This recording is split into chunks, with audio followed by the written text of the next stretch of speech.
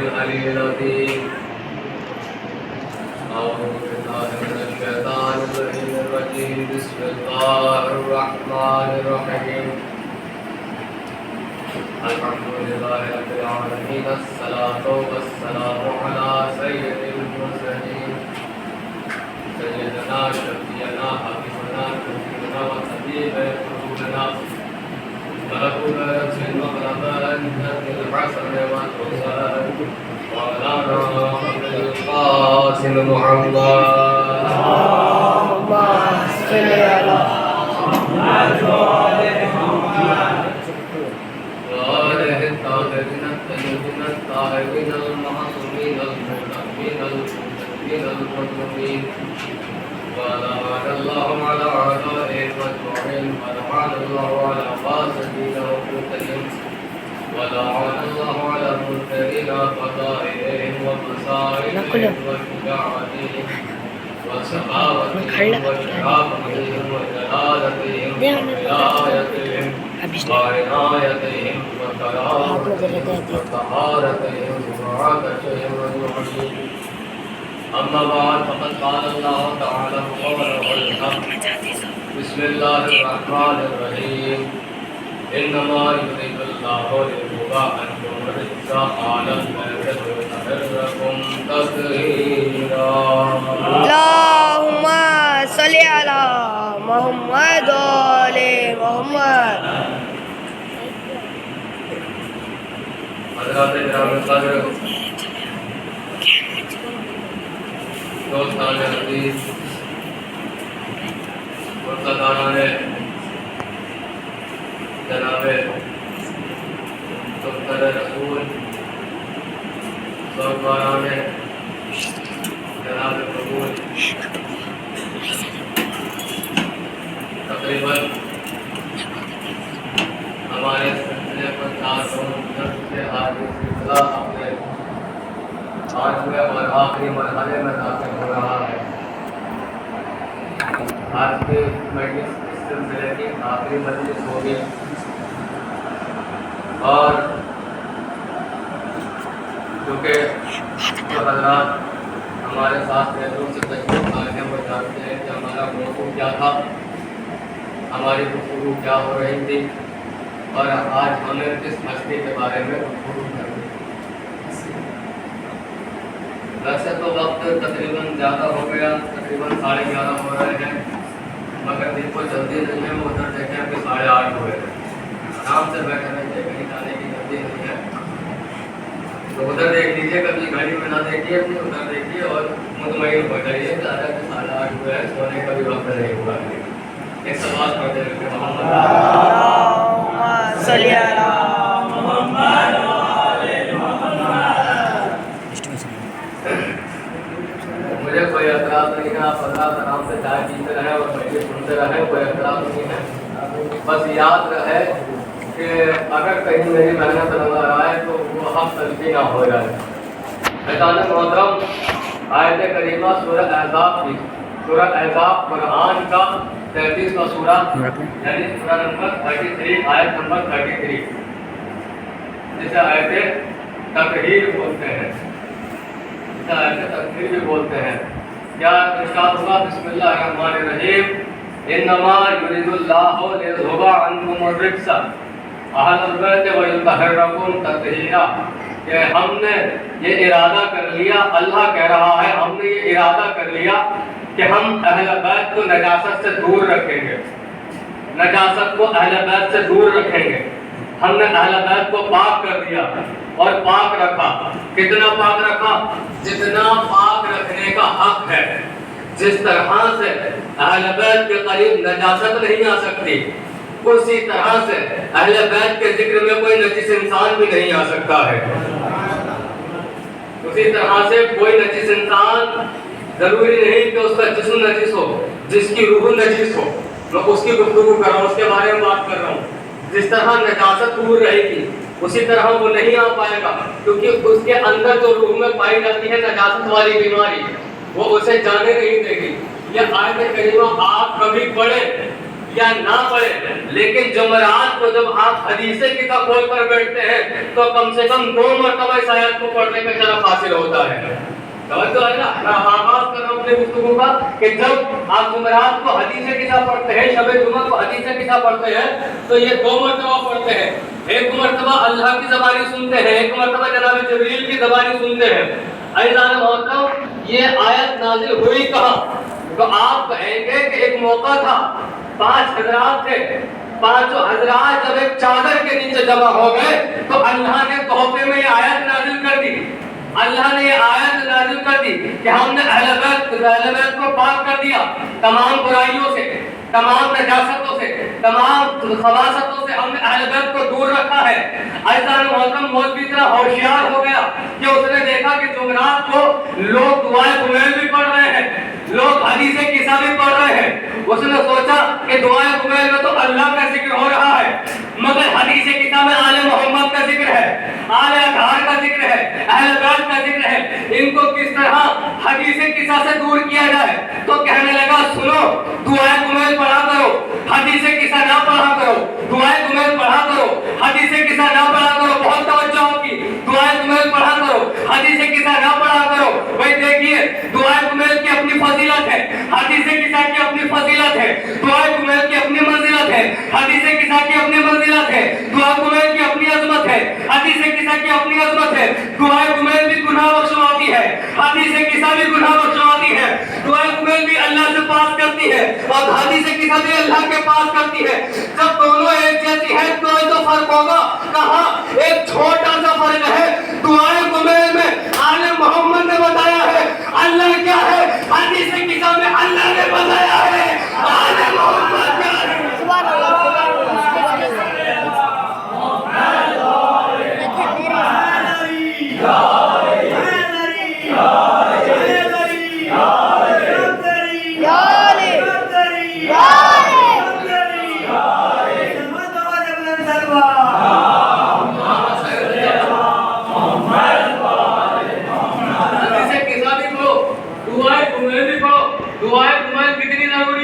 انسان اگر روزانہ نہیں پڑھ سکتا تو شب جمعہ کو پڑھے، شب جمعہ نہیں پڑھ سکتا تو مہینے کی پہلی جمعرات کہتے ہیں اس کو پڑھے، کم سے کم مہینے میں ایک بار پڑھے، کم سے کم سال میں ایک بار پڑھے، کم سے کم اگر تب بھی نہیں پڑھ سکتا تو زندگی میں ایک بار تو اس کو ضرور پڑھے۔ دعائے کمیل اتنی ضروری دعا ہے ہمارے لیے کہ کم سے کم ایک بار تو ضرور پڑھے۔ اگر سکتا ہمارے یہاں جمعرات کو، ہر شب جمعہ کو، ہر نکاح میں، ہر مجلس میں، ہر پروگرام میں پڑھی جاتی ہے۔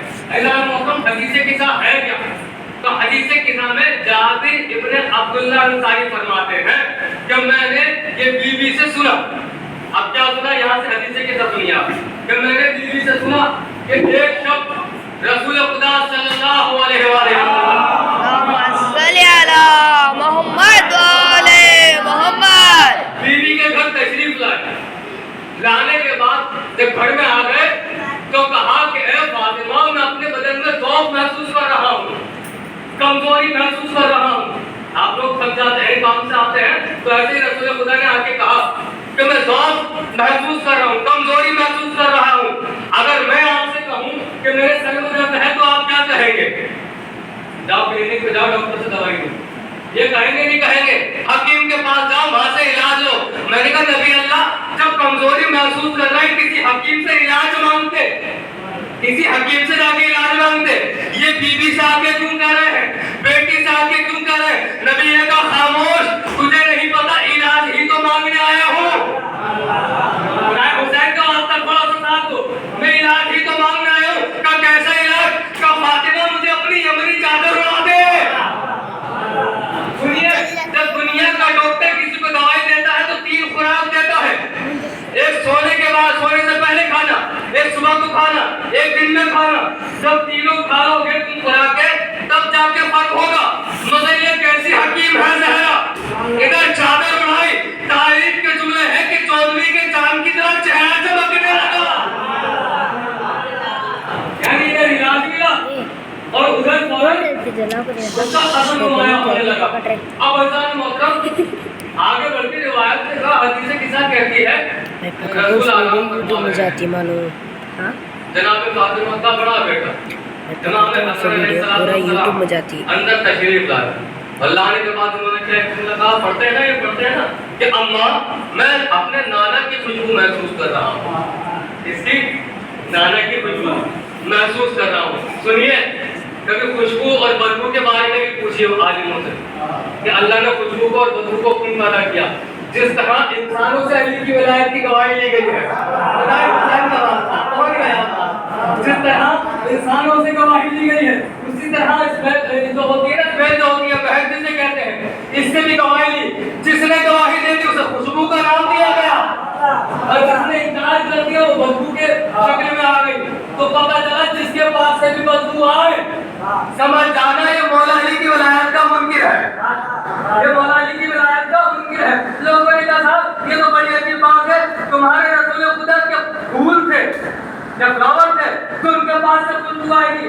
ہم نے کہا یہ تو تمہارا ذوق اور تمہاری کمزوری بول رہی ہے, یہ تمہارا بغض بول رہا ہے, ورنہ تم نے رسول کی حدیث نہیں سنی, تم رسول کی بات کر رہے ہو. رسول نے کہا ہے علی کے شیعوں کے پاس سے جنت کی خوشبو آتی ہے. سنیے, جنت کی خوشبو آتی ہے علی کے شیعہ کے پاس سے. اس نے کہا ہزاروں شیعوں کے میں گلے لگ چکا ہوں, کسی کے پاس سے آج تک مجھے جنت کی خوشبو نہ آئی. میں نے کہا یہ تمہاری کمی نہیں ہے, تم نے حدیث آدھی پڑھی ہے.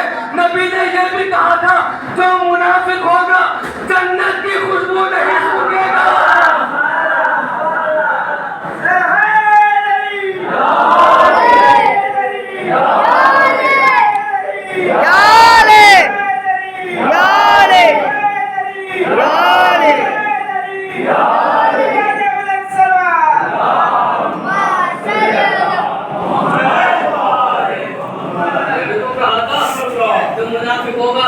جس کے دل میں علی کا بغض ہوگا, جس کے دل میں علی کی دشمنی ہوگی, وہ جنت کی خوشبو نہیں سونگ سکتا. جانا دور جنت کی خوشبو بھی نہیں سونگ سکتا.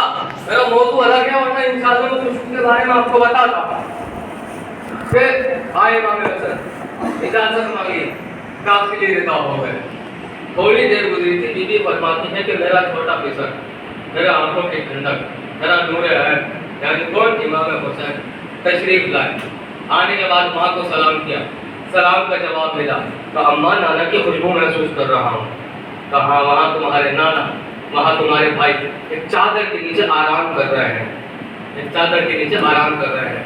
امام حسن آگے بڑھے, امام حسین آگے بڑھے, چادر کے قریب پہنچے, سلام کیا. سلام کرنے کے بعد ہمیں جملہ کہتے ہیں, نانا کیا اجازت ہے کہ میں چادر میں آ جاؤں؟ توجہ ہے, نانا کیا اجازت ہے کہ میں چادر میں آ جاؤں؟ میں آپ کو ایک منظر دکھانا چاہتا ہوں. ایک مسجد ہے, آگے سب سے آگے نبی ہے, نماز پڑھا رہا ہے, پیچھے جماعت لگی ہوئی ہے, سب سے آخر میں حسین. حسین نے اس طرح سے جیسے جناب موسیٰ نے راستے بنائے تھے پانی میں, نمازیوں کو چیرنا شروع کیا. آگے بڑھے, پوچھتے رسالت پر سوال ہو گئے, کوئی اجازت نہیں مانگی تھی. اللہ اکبر, تھوڑا سا ساتھ دیجیے, کوئی اجازت نہیں مانگی تھی. میں کہوں گا وہاں سینکڑوں کے مجمع میں کوئی اجازت نہیں مانگی, یا اکیلے گھر میں اجازت کیوں مانگ رہے ہو؟ حسن کی آواز آئے گی, حسین کی آواز آئے گی, نادان خاموش ہو جا, اللہ کی مسجد اور ہے, بطول کی چادر اور ہے. اللہ اکبر, اللہ اکبر, یا رسول اللہ, یا رسول اللہ, علی ولی اللہ, علی ولی اللہ, یا علی, یا علی, یا علی, یا علی, یا علی.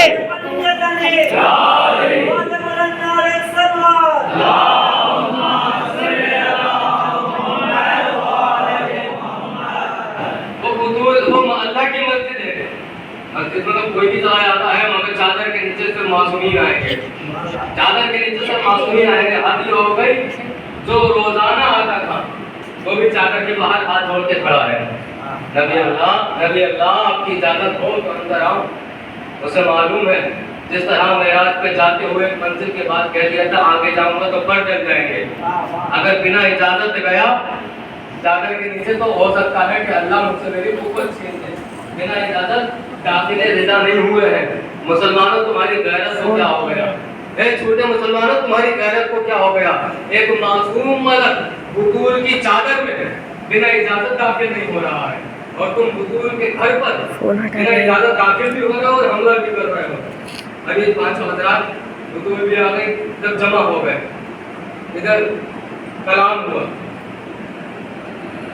उधर से अल्लाह ने जवाब दिया कि जब ये अल्लाह और रसूल के दरमियान कलाम हो रहा था तो एक शख्स है जिसको जिब्रील कहते हैं, उसने हाथों को जोड़ा और डरते डरते पूछा या रब्बे वमन तहतल किसा, परवरदिगारा चादर के नीचे कौन है? या रब्बे वमन तहतल किसा। मैं कहूंगा ए जिब्रील के इतनी जल्दी भूल गए? कभी झाड़ू लगाने आते हो, कभी चक्की चलाने आते हो, कभी झूला झुलाने आते हो, आज तुम पहचान क्यों नहीं पा रहे हो और पूछ रहे हो या रब्बे वमन तहतल किसा, परवरदिगारा चादर के नीचे कौन है? तो बताइए ऐसा क्यों पूछ रहा था जिब्रील ने? ऐसा क्यों पूछा? सुनिए, जब कोई भी लाइट अपनी हद से ज्यादा चमकती है तो लाइट के अलावा कुछ दिखाई नहीं देता। 500 हज़रात का नूर जमा हो गया था, जिब्रील पहचान नहीं पा रहा था। यार पांच नूर एक जगह पे जमा हो गए थे, जिब्रील ने पहचानना छोड़ दिया। इनमें मोहम्मद कौन है, इनमें अली कौन है, इनमें रसूल, इनमें हसन कौन है? ऐसा मतलब उसके बाद जब गुफ्तगू हो गई तो नबी का ये भी कलमा है कि परवरदिगारा इनका गोश्त मेरा गोश्त है, इनका खून मेरा खून है। जो इनसे दोस्ती रखे तू उनसे दोस्ती रख, जो इनसे दुश्मनी रखे तो उनसे दुश्मनी रख, बाकी आप इधर पढ़ लीजिए, आप इधर पढ़ लीजिए के बारे में कि नबी अकरम ने क्या फरमाया था, इधर पढ़ लीजिए।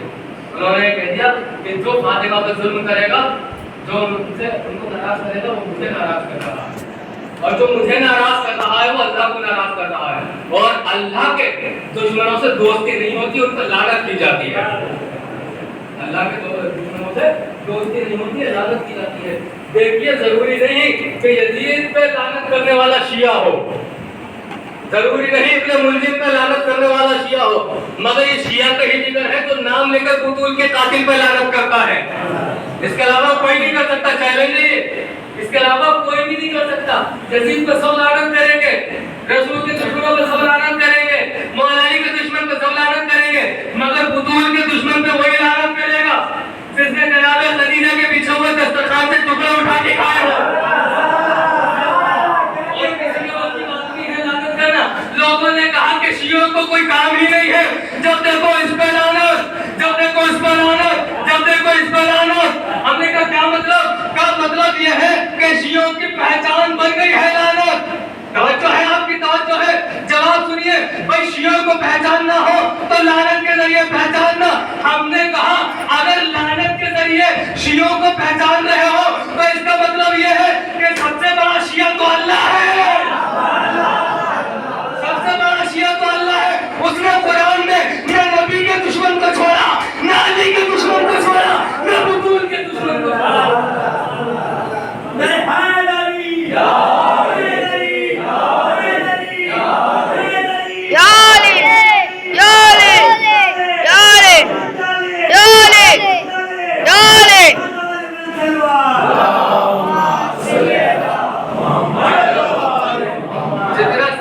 पढ़ने का सवाब है ना, उतना ही अलग के कातिलों पे लानत भेजने का भी सवाब है, मगर लानत गाली नहीं। हमारे यहाँ बदतमीजियाँ शुरू हो गई है जिस पे ताकीद अहल-ए-बैत ने नहीं की, जिसका सबब अहल-ए-बैत ने नहीं दिया। आप लानत कीजिए जैसे अहल-ए-बैत में बताइए, आप ये गंदी गंदी गालियाँ क्यों बकते हैं 9 रबीउल अव्वल को? इससे कुछ नहीं होगा, ना तो उनके अजाब में इजाफा होगा बल्कि आपके अजाब में इजाफा हो जाएगा। आप लानत भेजिए, उससे क्या होगा? आपका सवाब बढ़ेगा, उनका अजाब बढ़ेगा। समझ तो है ना? छठे इमाम इमाम जाफर सादिक अल्लाहुम्मा सल्ली अला मुहम्मद व आले मुहम्मद। इमाम फरमाते हैं, एक शख्स से फरमाते हैं कि देखो अल्लाह ने हर इंसान के कांधों पर 2 फरिश्ते मुअय्यन किए हैं। एक इधर बैठा रहता है اور ایک ادھر بیٹھا رہتا ہے. بتائیے دونوں کا کام کیا ہے؟ ادھر والا کیا کرتا ہے؟ اچھائیاں لکھتا ہے, نیکیاں لکھتا ہے. ادھر والا جو بائیں کاندھے پہ بیٹھا وہ کیا کرتا ہے؟ برائیاں لکھتا ہے, گناہ لکھتا ہے ہمارے, ہے نا. امام نے یہی بتایا کہ دیکھو ہر انسان کے کاندھے پر دو فرشتے اللہ نے معین کر دیے ہیں. یہ والا اچھائیاں لکھتا ہے, یہ والا برائیاں لکھتا ہے. کیا اب میں تجھے ایک ایسا عمل بتا دوں کہ یہ والا بھی مصروف رہے اور یہ والا بھی مصروف رہے؟ توجہ ہے بھائی, جب یہ والا لکھے گا تو یہ والا خاموش رہے گا, یہ فرصت میں فارغ رہے گا. جب یہ والا لکھے گا تو یہ والا بالکل فارغ رہے گا. یعنی ایک وقت میں ایک لکھتا ہے. یا تو اچھائیاں لکھی جاتی ہے یا برائیاں لکھی جاتی ہے. امام نے کہا کیا میں تجھے وہ عمل بتا دوں جس سے دونوں فرشتے مصروف ہو جائے؟ کہا بتائیے. کہ جب بھی وقت ملا کرے ہماری دادی کے قاتلوں پر لعنت کیا کرو, ہماری دادی کے قاتلوں پر لعنت کیا کرو. دونوں فرشتے مصروف ہو جائیں گے, یہ نیکیاں لکھنے لگے گا, وہ برائیاں ختم کرنے لگے گا. سوال ہے اللہ کے قاتلوں پر لعنت لکھنے کا بہت سوال ہے, بہت حد سے زیادہ ثواب ہے. جتنا آپ بے شمار کرتے ہیں نا, بے شمار ثواب بھی ہے اس میں. ان کے لیے بے شمار عذاب ہے, ہمارے لیے بے شمار ثواب ہے. بھائیان محترم, یہ مجلس اعلیٰ کسی بھی معصوم کے ہم اس لیے رکھتے ہیں تاکہ کچھ باتیں ان معصوم کے حوالے سے لیکن وہ مجلس نہیں ہوتی جس میں معصوم کی سیرت بیان نہ کی جائے. وہ مجلس نہیں ہوتی کہ جس کے اندر ان کے احوال نہ بتائے جائیں, ان کے حالات نہ بتائے جائیں. وہ مجلس نہیں ہوتی. اگر ذات مطلب مگر پہلے ہم ایک لفظ آپ کے سامنے رکھتے ہیں. جناب فاطمہ زہرا کا ایک لقب جو بڑا مشہور ہے, اس کو کہتے ہیں بطول. جناب زہرا کا ایک لقب ہے جو بطول آپ نے سنا بھی ہوگا, پڑھتے بھی ہیں آپ بطول. تو بتائیے بطول اللہ نے کس کس کو کہا ہے؟ بطول یا تو جناب فاطمہ زہرا کو کہا ہے یا پھر جناب مریم کو کہا. جناب مریم بھی بطول ہیں اور جناب فاطمہ بھی بطول ہیں. مگر بات سنیے کہ جناب مریم کی شادی نہیں ہوئی ہے, جناب فاطمہ زہرا کی شادی ہوئی ہے. بھئی اللہ نے جناب مریم کی شادی کیوں نہیں کروائی؟ اللہ نے یہ نظام بنا دیا کہ اگر مریم کی شادی ہوگی تو کسی معصوم سے ہوگی تاکہ وہ بطول باقی رہے, ان کی پاکیزگی اور طہارت باقی رہے, ان کی طہارت ٹوٹ نہ جائے. اس لیے تو اگر یہی شرط ہے تو جناب زہرا کی کیوں شادی ہو گئی؟ جناب مریم کی شادی نہیں ہوئی, جناب زہرا کی شادی ہو گئی. جس طرح سے جناب فاطمہ زہرا کی مولا علی سے شادی ہوئی ہے, کیا اس طرح سے کسی نبی سے جناب مریم کی شادی نہیں ہو سکتی تھی؟ ہو سکتی تھی نا, ہو سکتی تھی نا. بھئی جناب مریم بطول بھی رہتی اور شادی شدہ بھی رہتی, نہ تو ان کی پاکیزگی ٹوٹتی نہ ان کی طہارت ٹوٹتی, وہ بطول رہتی اور شادی بھی ہو جاتی. جیسے جناب زہرا کی شادی بھی ہوئی اور وہ پاکیزہ بھی ہے. تو اس کا جواب سنیے, اس کا جواب کیا ہوگا؟ جواب یہ ہے, میں نے پوچھا اللہ سے, پروردگارا جیسے تو نے جناب زہرا کی شادی علی سے کرائی, ایسے جناب مریم کی کسی نبی سے کیوں نہیں کرائی؟ اللہ نے کہا سنو, میں چاہتا تو کرا دیتا لیکن اس لیے نہیں کرائی جب تک قیامت کا میدان ہوگا وہ نبی کھڑا ہو کر یہ کہے گا کہ فاطمہ علی کی وجہ سے بطول ہے, مریم میری وجہ سے بطول ہے, لہذا اس معاملے میں علی کے برابر ہوں. اللہ نے کہا مریم کنواری رہتی ہے, رہ جائے, کوئی علی کے برابر نہ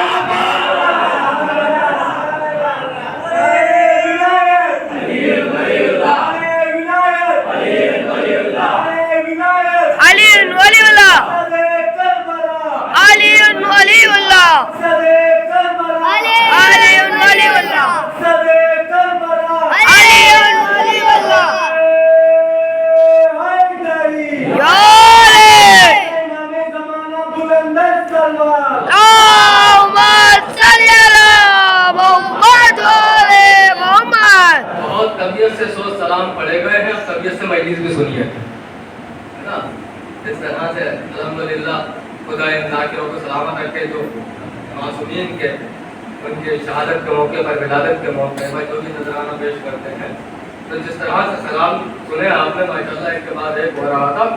اب مجلس بھی سنیے تھوڑی دیر. کہ اللہ نے کہا مریم تمہاری رہتی ہے تو رہ جائے مگر کوئی علی کے برابر نہ ہو پائے. اس ذہن میں رہنا چاہیے کہ مریم بھی بطول ہے اور فاطمہ بھی بطول ہے، مگر دونوں کا فرق دیکھیے. مریم کیسی بطول ہے، فاطمہ کیسی بطول ہے، دونوں کا فرق دیکھیں گے تو دونوں کا فرق دیکھیے. مریم کو پالنے والے ہیں جناب زکریا، قبلہ جناب زکریا ہے. مریم کو پالنے والے جناب زکریا کا کوئی بہت بڑا بزنس نہیں تھا، کوئی کاروبار نہیں تھا، بہت مفلس